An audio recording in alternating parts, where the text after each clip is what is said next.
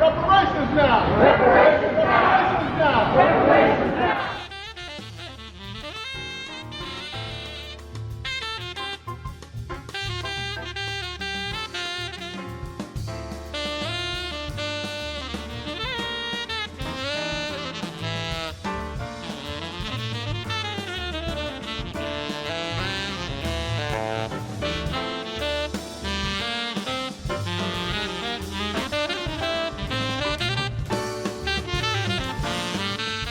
Having further conversations about it, but we're moving forward. So let's be clear about that.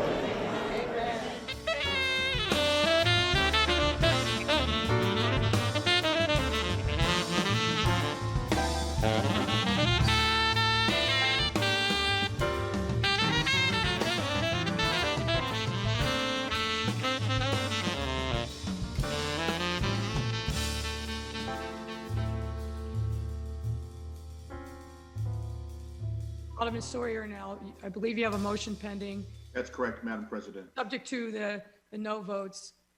Hearing no objections, so ordered. That concludes my report, Madam President.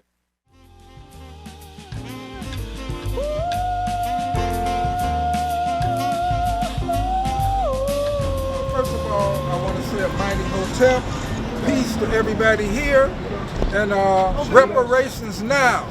NCOBRA, the National Coalition of Blacks for Reparations in America, has defined reparations as a process of repairing, healing, and restoring a people injured due to their group identity and in violation of their fundamental human rights by governments, federal, state, county, local governments, corporations, and a variety of other oppressive institutions in the educational field and other fields.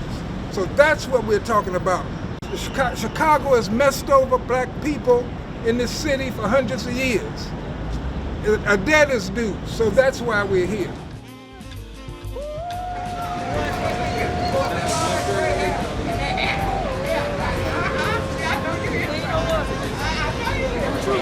I just want to say I really appreciate the work you've been doing. I want to say thank you. First, let me honor our fallen ancestor, Dr. Conrad Worrell. On June 30th last year, I got a call by Dr. Conrad Worrell, and he told me that Dr. Willie Wilson was having a press conference in a church on 77th and Cottage Grove, and he was going to be introducing a bill on reparations. And he told me I need to go over there and be there. I left and went and attended that press conference. Dr. Willie Wilson was there with Alderman Roderick Sawyer, State Rep Will Davis, State Senator Matty Hunter, and a group of other elected officials, clergy, and community activists. At that press conference, Dr. Wilson announced that Alderman Roderick Sawyer would be introducing a reparations legislation before the City Council, and Rep Davis and Senator Matty Hunter will be introducing a reparations commission bill at the state legislature.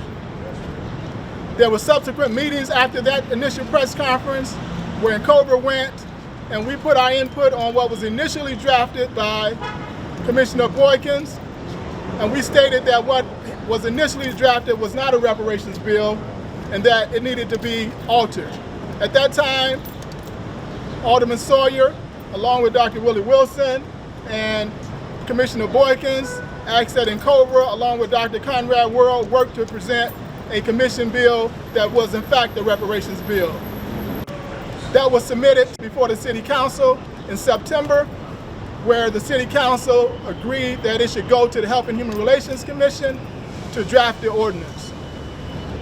On June 4th of this year, the Health and Human Relations Commission heard testimony from Cecile Johnson, Jack McNamara, and myself, and they unanimously voted to pass the resolution for a reparations commission that we had worked on since June. So we want to acknowledge, first of all, we want to acknowledge Alderman Sawyer for leading this process. Right on. Right on, Sawyer. Reparations, when you're dealing with reparations, the first act the state must do is acknowledge that a historical harm has been done. That's number one. That's right. So the city council acknowledged with the passing of this resolution that historic harm has been done to black people in this city, and they understood that. The only solution to the disinvestment that we've had is to invest in the communities that have not. I just want to say that I am very, very happy to support your resolution. Now is an extremely important time to move forward on this measure because so much of what's occurring in this moment is tied into these historical and contemporary injustices. As we talk about reparations, and I am in full support of this bill, and I am really grateful that we are having this conversation. I urge our colleagues to honor these presentations with commitment to action and policies. We all suffer when we allow blatant institutional racism to take over this country. I hope that we can really use this tool that we have here in this committee as a way to bring together the different government bodies that should be working together at the county, at the state, at the federal level. They understood and understand that there has been crimes of the most gross violations of human rights against people of African descent in this country. That's right. In this city. That's right. That's right. The second thing a state must do when the issue of reparations come up is after they acknowledge that historic harm has been done, they must commit to doing something about it. Exactly. We presented the commission bill to the city council, but before it got to the city council, the mayor introduced a substitute bill that took out the commission, took out the funding, and just left the resolution that would create a subcommittee. That's not the victory we wanted. That's what we fought for, but it's not the victory we wanted. We will move forward. That's right. NCOBRA will move forward. The city will move forward. Black Chicago will move forward with what we have. It is a commitment by this city that repair must take place. That's right. And we're going to push it as far as we can, and still we will not give up on the commission. Say that right. We have not said, we have not settled. Reparations now. Not reparations now. So we have a subcommittee. Number two, reason for us being here, we have 3 initiatives that we're going to push forward immediately. With Alderman Sawyer's agreement that we're going to push forward, NCOBRA is going to push forward at the reparations subcommittee that we can start on immediately. Number one, we understand that the COVID-19 has exposed the health disparities in the black city, in the black community, unlike any other instance. Everybody's talking about the pre-existing illnesses that the black community has, that COVID-19 has attacked. But no one's talking about the historical trauma that has damaged our genes, that science is saying has damaged our genes, has damaged our telomeres, the epigenome and the telomeres on our genes, which weakens our immune system, which causes us to prematurely age, which makes us susceptible, as my brother said, to all of these diseases to occur later in life. That's right. So the first thing we want to do is compile all of the research out there on epigenetic injury, epigenetic inheritance, condense it into one document with recommendations, and then we want a citywide awareness program. We want literature on buses, we want literature on trains, we want literature mailed out to our people's houses. We want animated cartoons created so our people will know what we must do to counteract the effects of this historical trauma that has us injured and has us susceptible to COVID-19 and all type of premature deaths, diabetes, heart attacks, strokes, etc. that we're experiencing in our community. That's number one. Number two that we're going to start right now, and I'm going to have Dr. Frazier come up, is the PTech. Dr. Frazier, can you explain that? Yes, okay, so the PTech, and I'm going to ask Reverend Moore to come up with us because it's important for us to understand that we have been done a great injustice. We're going to take it across the street. Can you hold that? We're going to take it across. Let me know when you're ready. We're rolling. Okay. So right now I want to reintroduce Dr. Frazier and Brother Moore. Reverend Moore, who's going to talk about our second reparation initiative that we're going to start right now since we have a reparations subcommittee. Dr. Frazier and Reverend Moore. So the point is that we need a PTech something of the procurement and the training and all of the necessary things for our black community. We do not have that. All of the other communities have PTechs. We have many businesses that do not have a place to go because we do not have the funding and we have been refused the funding. So a part of this reparations component is the funding has to be put into these viable businesses, these viable entities, so that we can be self-sustaining, because it's about self-determination. We're not begging anybody for anything. What we're saying is this is our just due. A PTech is a system that already exists that we could take advantage of. However, we cannot do it from my house. We cannot do it from your house. Right. The bottom line is, I don't care how much we talk about this, that, and the other. We'll be here the next 50 years doing the same identical thing without a headquarters. That's right. Without a place, so that whatever we do, we build on a foundation. Where's all the research been done all these years on us? Exactly. You don't have it. There are those who make plenty of money off of research. Now it's time to go to work. If you are divided, you cannot succeed. You cannot. That's right. Divided, you cannot succeed. Everybody have a gift.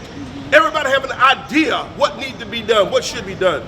My belief is you should be a part of the PTech situation so that you can do your part. That's right. You gotta have lawyers, CPA, project managers, architects, engineers. Right. You need everybody to manage your situation. Excuse me. So that we can get it done.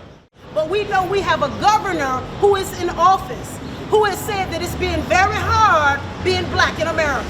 And we know that there's legislation that's put out there where the state rep, LaShawn Ford, has said, and he's called upon us, he said to the governor, he's requested or he's made a call for the rapid relief funds. The rapid relief.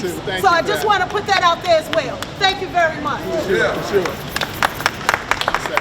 So the third initiative that we're going to begin right now, in addition to the issue around our health, the issue around the PTech, is the slavery disclosure ordinance. Yes. Yeah. Now, right now in America, you have corporations who are out of their free will are beginning to put money into the black community.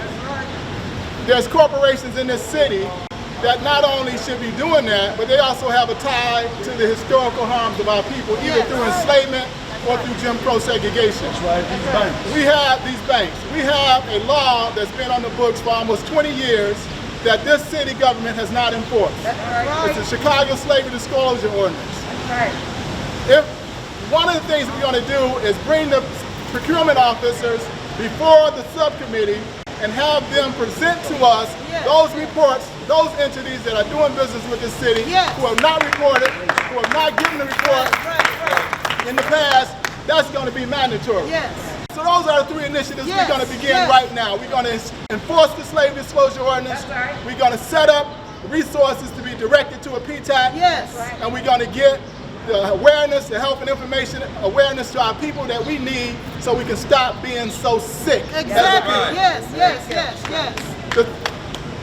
The third thing we're here for is to make a demand to this mayor. Yes. That's right. This mayor has to explain to the black community why she opposes repair and healing of the black community. That's right. She needs no one else. That's right. She would not be in the office if it wasn't for the black vote. That's right. The black community got a right to demand to know why she opposed repair and healing for our people. The day that they had the city council vote, this is what the Human Rights Rapporteur of Racism had to say in a United Nations conference. The very same day that they voted for the Reparations Commission or resolution. The world is witnessing the largest ever transnational mobilization against systemic racism in law enforcement. The situation in the United States has prompted us to sound the alarm in the face of grave human rights violations. Understanding the system has utterly failed people of African descent in the United States. The collective analysis by this body, the human rights body, is that the situation is not in the U.S. is not limited to individual officers. It extends to the laws and policies governing the entire law enforcement system, and we're calling on urgent action. Urgent action. Yes. We presented to the mayor, to the council, an urgent piece of legislation. That's all it on the commission to deal with the genocide and the apartheid that's taking place. The mayor and all of the people in the administration says that there's great disparities among black people and white people in Chicago. The simple fact is that this disease has spread more heavily to some communities. As I said before, the health disparities that resulted in high rates of diabetes, heart and respiratory disease, and other maladies are the very conditions that this virus ruthlessly attacks. The maps we saw revealed more than just cases of COVID-19. They illuminated the broken and, yes, racist system of inequality that has held these same communities in the grip of poverty for generations. That means that there's a separate reality for us, and there's a separate reality for them. A separate reality is the foundation criteria of apartheid.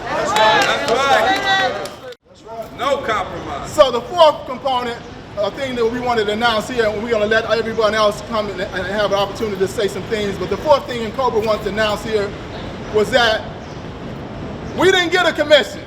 Did we get a commission? No! Then what we got to do? Get a commission. Demand. We're going to demand a commission, but until we get that commission, we're going to start our own commission. That's right. We're going to have a Chicago People's Reparations Commission. People's Reparations Commission. I'm going to conclude by going over one, we acknowledge what the council did in acknowledging the historical harms against our people and committing to this subcommittee. We acknowledge that. We're going to work with that, but we're not finished working. That's right. Two, we got 3 initiatives that we're going to begin working on right away. The Healing Our Information Help Our Community Heal, the PTech, and the Slavery Disclosure Ordinance. 3, we making a demand that the mayor tell us why she refuses to speak to us. And 4, we're going to create our own People's Reparations, Chicago People's Reparations Commission. I bring Brother Tio. Thank you,